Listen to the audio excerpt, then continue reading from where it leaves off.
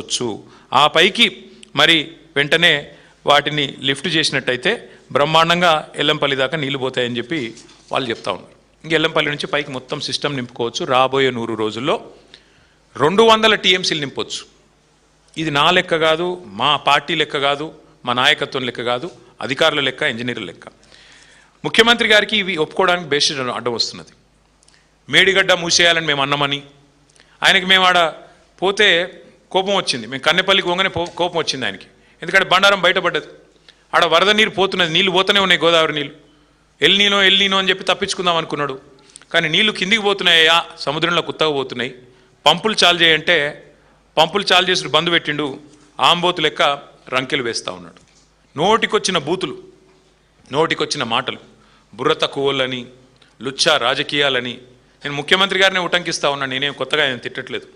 అచ్చోసిన ఆంబోతులాగా ఇవాళ నోటికొచ్చినట్టు రంకెలేస్తూ ఉన్నాడు. ఇక ఆయన మాట్లాడిన మాటల్లో పిచ్చివాగుడు తప్ప శరామామూలుగా తిట్లు ఒట్లు తప్ప కొత్తది ఏమీ లేదు. ఇవాళ బండారం అయితే బయటపడ్డది ఈ రాష్ట్ర ప్రభుత్వానికి. ఏంటిది? ఇది కాలం తెచ్చిన కరువు కాదు. నీళ్లు పుష్కలంగా ఉన్నాయి.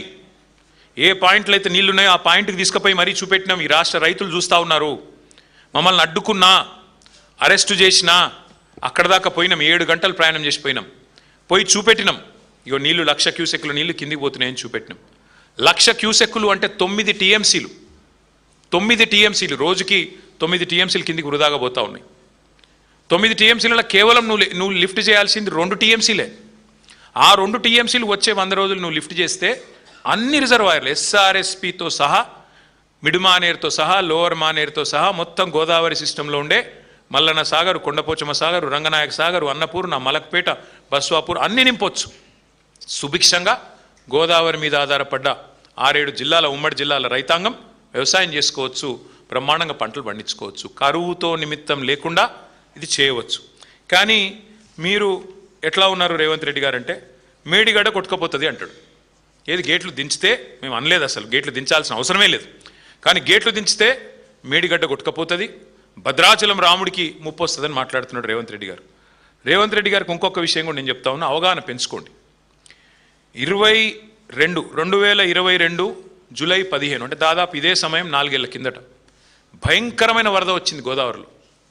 భయంకరమైన వరద, 500 సంవత్సరాల్లో ఎన్నడూ రానంత వరద. దాదాపు 28.5 లక్షల క్యూసెక్కుల వరద. అంటే దాదాపు 247 టీఎంసీలు ఒక ఉప్పెనలాగా ఒకటేసారి 28.5 లక్షల క్యూసెక్కులు. ఇలా కనబడే 1,00,000 క్యూసెక్కులు కాదు, దానికి 28.5 రెట్లు ఎక్కువ వరద వస్తే కూడా 4 ఏళ్ల కిందట 15 రోజులు వరుసగా వస్తే కూడా మేడిగడ్డ కొట్టుకపోలే. Highest flood in the history, 500 years of history Godavari. వరద వస్తే కూడా మేడిగడ్డ కొట్టుకపోలే, అన్నారంకేం కాలే, సుందిలకేం కాలే. బ్రహ్మాండంగా మరి పూర్తి స్థాయిలో తట్టుకొని నిలబడ్డది. అది మేడిగడ్డ కాదు, మేటిగడ్డ అని రుజువు చేసింది. మరి 247 టీఎంసీల వరద తట్టుకున్న మేడిగడ్డ కేవలం 9 టీఎంసీలు, 1,00,000 క్యూసెక్లే పోతున్నది. కేవలం 1,00,000 క్యూసెక్కులు అంటే 9 టీఎంసీలు పోతే తట్టుకోలేదా? మీరు అన్నారంలో, సుందిలలో గ్రౌటింగ్ చేసిన మాట వాస్తవం కాదా? ఇంజనీర్లు చెప్తున్న మాట నీకు వినబడట్లేదా?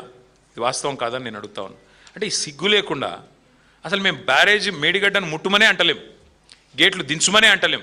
అది పోతున్నది 1,00,000 క్యూసెక్కులు.